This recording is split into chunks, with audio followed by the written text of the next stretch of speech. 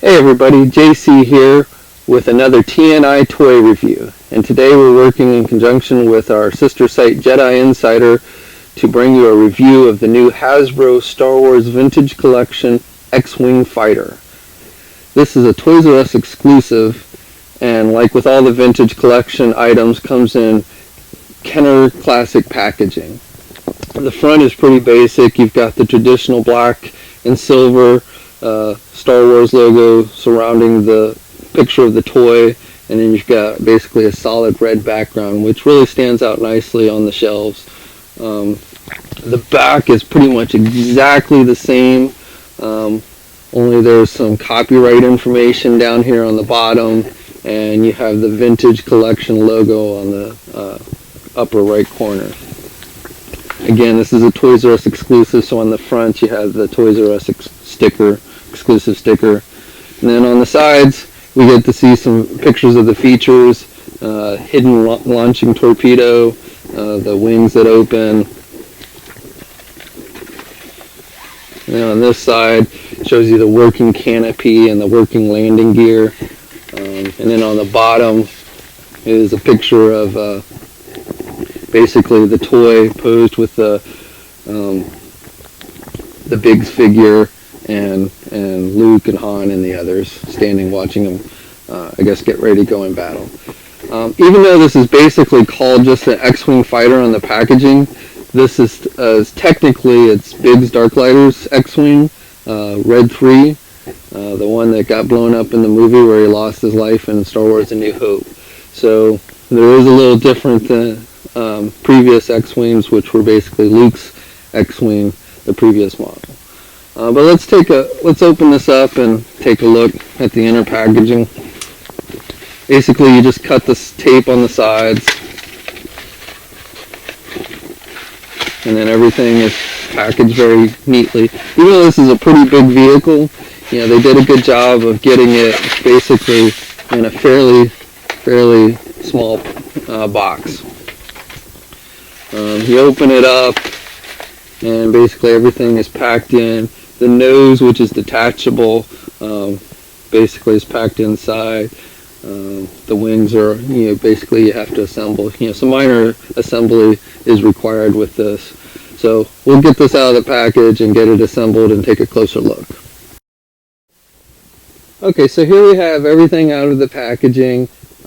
Basically you have the 4 wing pieces, the 4 wing cannons, a torpedo, and the nose of the ship, and the main body of the ship. There's a instruction manual giving you instructions on how to do everything. Pretty simple. It should only take you a few minutes.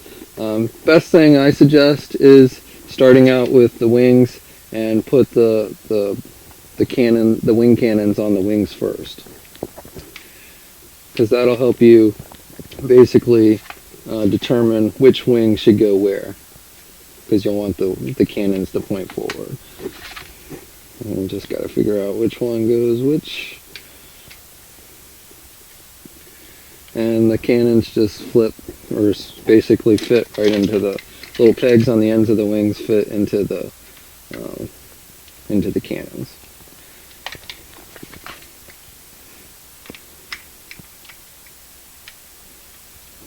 If you have, the previous, I think this is pretty much the same. Well, this is really actually, the mold is really, I think, was originally used with the Power FX X-Wing fighter back in the Power of the Force line. But I think more recently this X-Wing was released with the Death Star Trench Battle 2-pack that came out like a year or so ago. So once you have the cannons on the wings, then you can take the body, the nose. Now, basically, I think this was done to basically allow them to package this into smaller packaging. But being as that this was an X-Wing that was destroyed in the movie, I suppose, you kind of can recreate the scene, like one of the scenes where the X-Wing kind of blew apart, if you wanted to. But basically, this little piece slides into here real easily and just clicks in. So then you take the wings, each wing has basically a peg. So you want to make sure you've got the wing that has the cannon pointing forward. That's why I put the cannons on first. And then you just slide it in.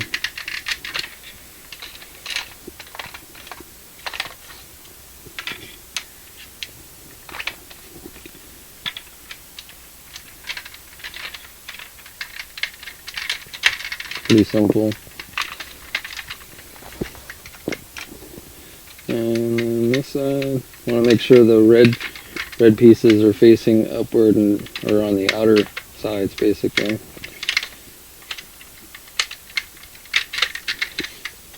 And that's it. That's your basic assembly that's required with this toy. And of course, there's the torpedo that fires. It goes in this hidden torpedo launcher, which we'll talk about more in just a bit. But basically, it just flips around. There's your torpedo launcher. Torpedo just fits right in there. And then you can close it back up if you want. Now, one other thing I want to note with this is they've made it so I guess it's easier to get the figure in the cockpit. They've made it so you can pull out the control panel. It's attached with a string so you don't lose it. But at least mine, it came loose, so you want to attach that. Now, one thing I want to note about that is it's kind of a cool feature, but the only downside to it is apparently it doesn't fit quite perfectly in the cockpit. So this side of the cockpit kind of sticks up. I don't know how well you can see it. I mean, it's not major. Of course, if he was really in outer space, he'd be dead because he'd be losing all his oxygen. But there is basically, a seam that you can see here because the cockpit won't fit all the way down with that piece in. Now you can, if you don't want to have the piece in there, you can either cut the string or just kind of set it in there loose, and then it fits much better. But I just want to note that. And then you can put the landing gear down. Basically, you just open this up. This thing's kind of big, so angle my camera a little bit. So you just open this up and pull the landing gear out. That stays open as long as the landing gear's out. And then with the back landing gear, you just pull them out. There's no doors or anything like that. But that's basically it as far as assembly goes. Okay, now that we have this assembled, let's take a look at the features that this toy has, which has a fair amount. Now if you've purchased Hasbro's more recent X-Wing releases, like the one that came with the trench battle scene a year or so ago, then you're going to pretty much know what you're getting with this. This mold was originally used with the Power of the Force FX X-Wing, which had electronic sounds and lights and stuff in it. So basically they gutted that and used this mold, which was a really nice mold for the X-Wing, and originally released Luke Skywalker's X-Wing, and now they're doing Biggs's for the vintage collection. So feature-wise, it's pretty much the same, but let's just go over everything that is included. So we've got the figures inside the cockpit. There's the R2 unit space. I don't have Biggs's R2 unit, so I'm using this one, Obi-Wan's from Episode 3. And most of the R2 figures that Hasbro's made fits into the space nicely.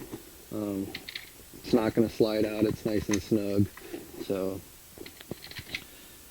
and then we have in the cockpit right now, we have the new Black Series 1 Big Start Lighter figure. Now, it is a little bit of a tight fit for him.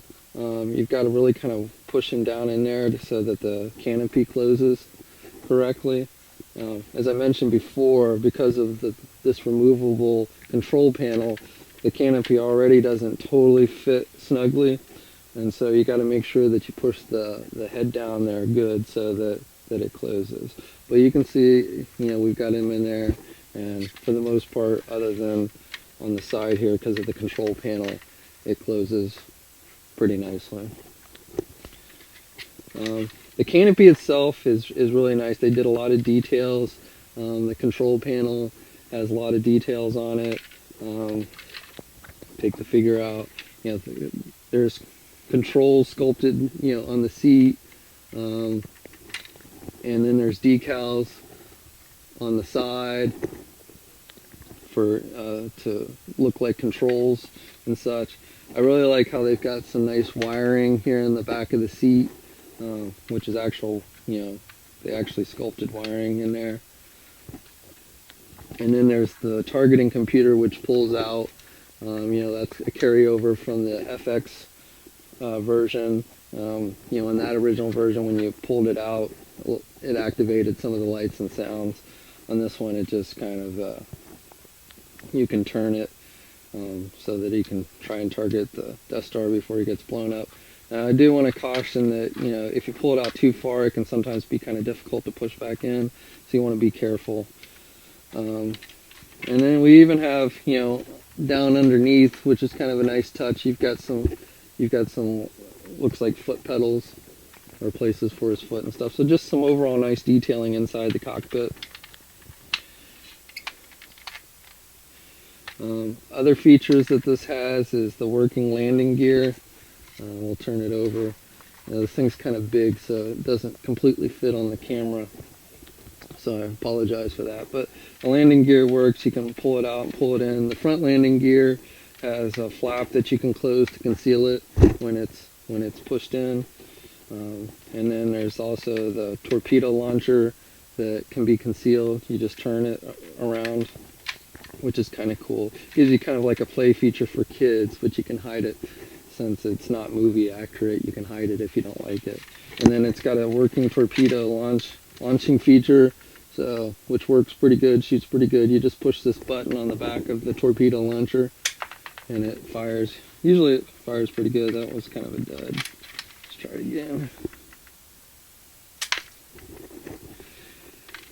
And then you can turn it back around. And then he's also got a storage compartment for accessories like his blaster. Originally, like, this mold was designed for Luke Skywalker, so kind of like for him to put his luggage when he was in Dagobah, I guess. But you can. I mean, it wouldn't fit a whole lot, but you can definitely put some blasters in there and stuff. And then the back landing gear, there's no little doors or anything. You just push it in and pull it out. Now, one thing I will note about the landing gear, which is a little bit of a pain, when you have the landing gear out and the ship is actually, sitting on the ground with the landing gear out, you have to be somewhat careful because this back one landing gear has a tendency to kind of fold in if you move it at all. So, like, if you're trying to get your figure in the cockpit and stuff with the landing gear down and stuff, that may, at least with mine, I don't know if this is a problem with all of them, but mine, this back left landing gear is very loose, so it tends to close in very easily under the weight of the toy.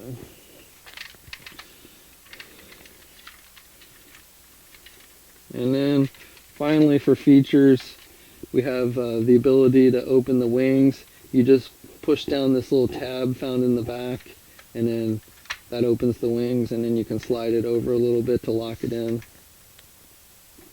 I kind of miss the old R2-D2 feature where you push the R2's head and it opened the wings, but I guess it's better to have the removable R2 instead of that old way that the old Kenner X-Wings used to work.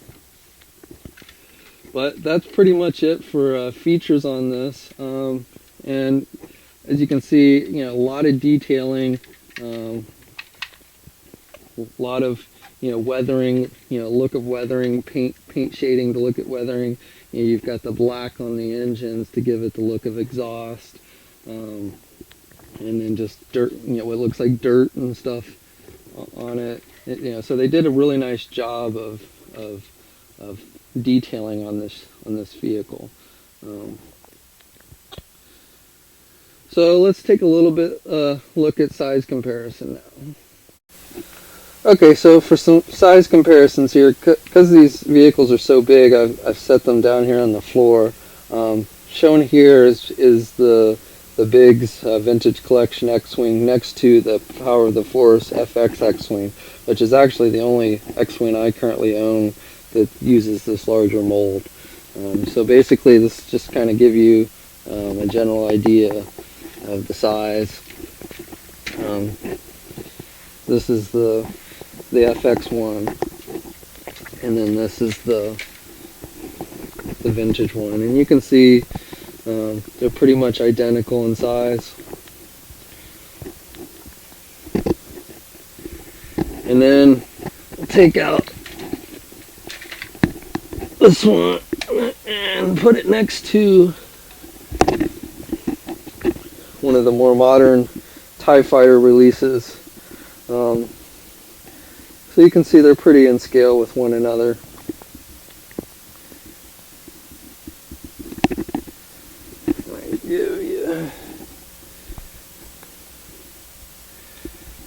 Unfortunately, I'm kind of in a small space here, and it's hard to get back far enough to give you a complete angle of these, but. And then finally, a look at the X-Wing next to the Vintage Collection, or the BMF Millennium Falcon. Again, pretty good scale.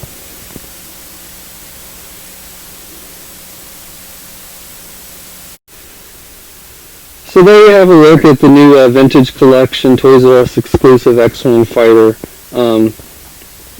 Overall, you know, it's a nice vehicle. The biggest downside to it is basically we've already had this mold released with very little variation, just some minor deco changes basically. And at the price of $60, you know, it might be hard to swallow to buy another one. Probably the biggest reason to buy this one would be for the packaging.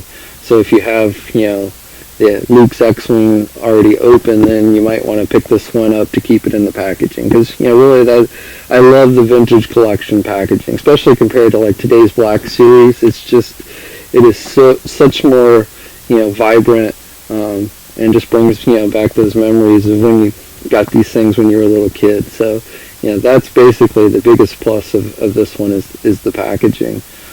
But if you don't have, you know, Luke's X-Wing or any of the X-Wings up until this point, then it's definitely a nice toy. It's definitely a nice scale, a lot of features and a lot of details. So,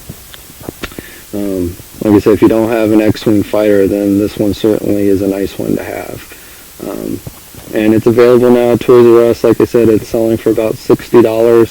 It may, you know, go on sale for the holidays. So you might want to wait closer to Christmas and see if you can pick it up for a little bit less price. Which, you know, the less it is, the more great deal you're getting. Because like I said, overall, it's a very nice toy. Hasbro really did a good job on this mold. So we'll have a detailed gallery of images for the vehicle. You can, if you're watching this on YouTube, then you can follow the link below, or if you're on the website, then just scroll down and you'll see the gallery. So I hope you enjoyed the review, and until next time, we'll catch you later.